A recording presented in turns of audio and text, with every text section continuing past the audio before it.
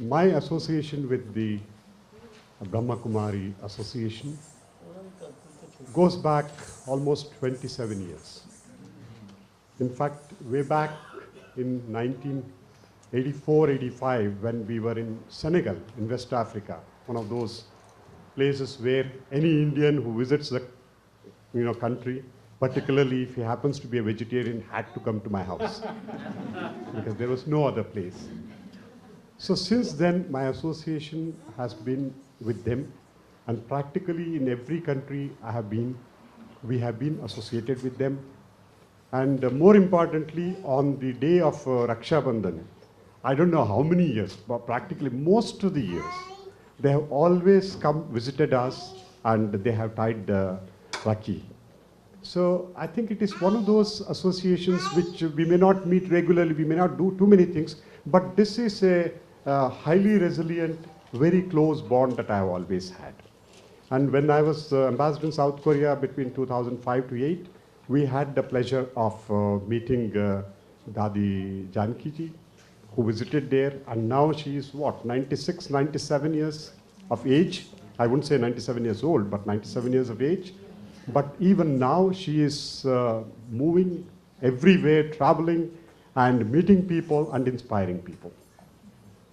When I look at the Brahma Kumari Association, what strikes me are just a couple of things. One, you already explained, but the first thing that is what strikes me is that when Lekhraj Kriplani ji, when started the association, he himself was 60 or 60 plus. 60 plus. I mean, it's a time when people retire and then they look at all other things. And please don't forget, we are not talking of today. We are talking of more than 75 years back. But at that time, he decided, I want to do something. And what is most important is, at that time, and not in USA, but in India, but only small correction when you said at that time, both India and Pakistan were one nation, but it was only India, there was no Pakistan.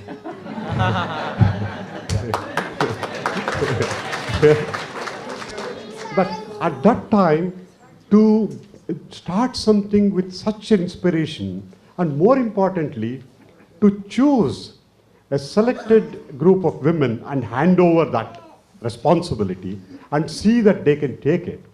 Today, after 75 years, we have seen, now I think they have 1,800 centers all over the world.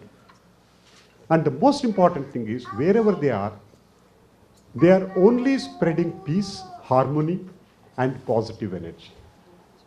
You know, many times there is no political agenda, there is no other thing, there is no religion except humanity.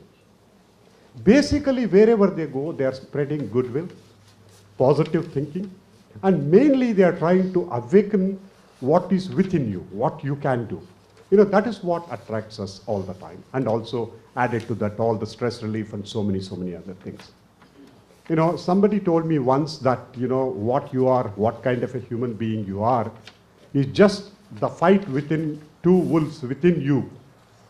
The one wolf is what you call the greed, hostility, anger, revenge, all that. And the other wolf is sympathy, happiness, goodwill, positive thinking and all. And somebody asked, which one will win? The one you feed. So it depends entirely on you. So if you can, you know, people go out and search in the space, underwater, under the sea, everywhere to find peace and tranquility.